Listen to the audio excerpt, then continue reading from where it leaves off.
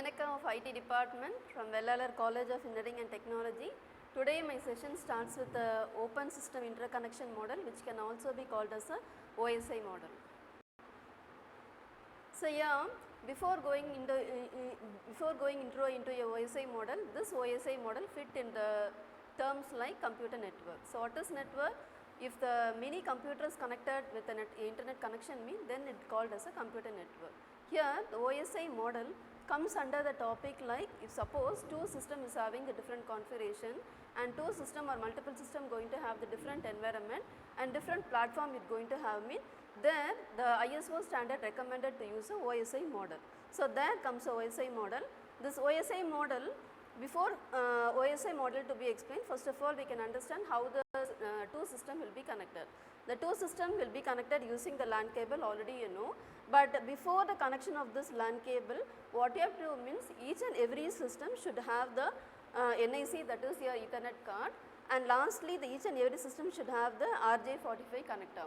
If suppose the system has been provided, each and every system the provision for providing the provision for sharing the information here. So next comes the OSI model. So the OSI model is having the collection of these layers. So each and every layer is having its different functionality.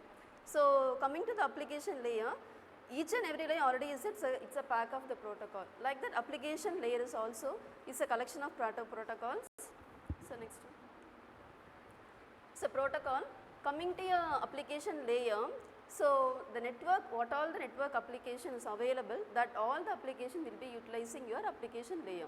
So like example, network application is file transferring information, web surfing, that is browsing information, and that email, that is if I want to send a mail to the sender to receiver, we can have it, and the virtual terminal if you want to establish, you can have this information. So the application layer is a pack of all the protocol. Example, we have the protocol like HTTP, HTTPS, FTP and NFS, and like this many protocol has been packed inside your application layer. So example, if I want to transfer so file information from one system to another, I want to utilize that is I will be utilizing the protocol like FTP information. If a FTP protocol will be providing that kind of facilities. Next, if I suppose I want to communicate with one system to another for browsing or want to take some kind of content from the system, if I want to provide some kind of presentation or this conferences through I want to use the HTTP, that is your hypertext transfer languages, if the security will be provided using the transmission. So next coming presentation layer. So whatever information we discuss in the application layer, that should be passed to the presentation layer, where before information to be transferred to the next protocol, next information, first important work should be done as a translation work. So translation work in the sense, whatever information we are sending, that should be focused toward the binary content. So for making that as a binary content, this important operation like translation should be held. This translation will be held with use of this ASCII and ABC information. So then next information is data compression work. So data compression, next to the translation, the compression should be done in order to avoid the memory consumptions. So lastly, either we can, depending upon the resources we going to use or depending upon the application we are expecting, we can utilize either the lossy compression or we can utilize the lossless compression. So after compression has been made, again security should be confirmed there. So in order to confirm the security, what we have to do, again we have to do the encryption pattern using the protocol like secure socket layer. So totally by the presentation, previous presentation, the compression, translation and then encryption is very important, and then after doing that work, the session layer will be started. In the session layer, what we will be doing if suppose in our home we are going to have some kind of function before the function what we will do, we will be cleaning all the rooms, all the halls using the laborers. Like that, the labor will be providing all the facilities to clean all the rooms before the function. So like that, before talking, before the chatting started between the two particular person, what you have to do, what all the important requirement is needed, that should be provided. So that all the provision will be provided using this API. So API means it's application program interface. So example of this API is NetBIOS. So using this API, we are able to provide the session. See, already we know session means does the connection is established between the sender and then the receiver. So, the session will be having the multiple connections, and then using the session layer, very important thing, I want to chat with the another system. So, if I want to chat with another system mean very important thing, first of all it have to establish the authentication. After confirming that is he is a claiming person, it try to provide the communication between the system to system. After authentication permission has been allotted, again the authorization will be given. If suppose the user is the owner of the particular system, full permission will be granted. If suppose the person is a going to, he has given only rights to view information, according to that read permission alone will be given for him. So, this information will be provided only using the session layer. So, next section that is a transport layer. So, according to the network layer, we have seen the protocol like application layer, next presentation layer, next session layer. So, next the session layer whatever information has been came from the session layer will be transported to the transport layer. Here the transport layer is expected to do these particular job like segmentation, flow control, error control, and connectionless text information.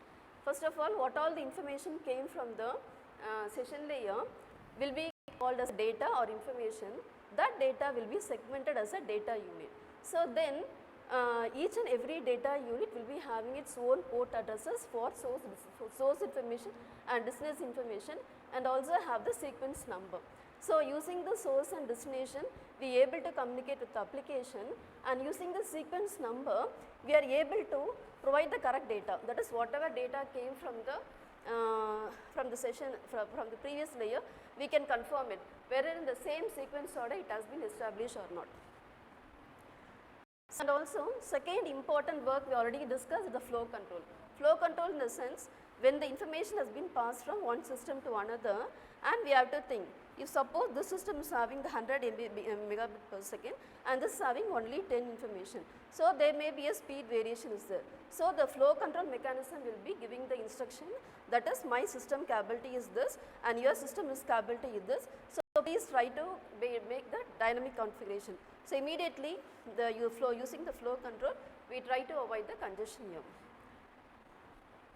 So, previous. So, next error control, and again the information to be transferred from one system to another system, next error control should be made. So, in the error control mechanism what we do mean we have to utilize the important scheme like automatic request, repeat request we have to use it.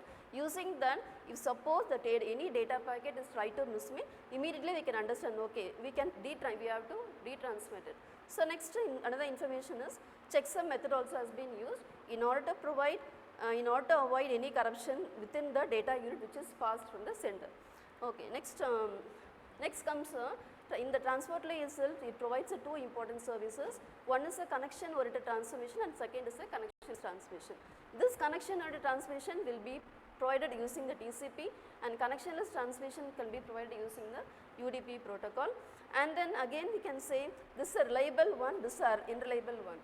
So, this unreliable communication can be utilized for the work like video streaming, like this purpose we can utilize it, but TCP can be only used when the sender and receiver compulsorily need the acknowledgement what the information has been posted.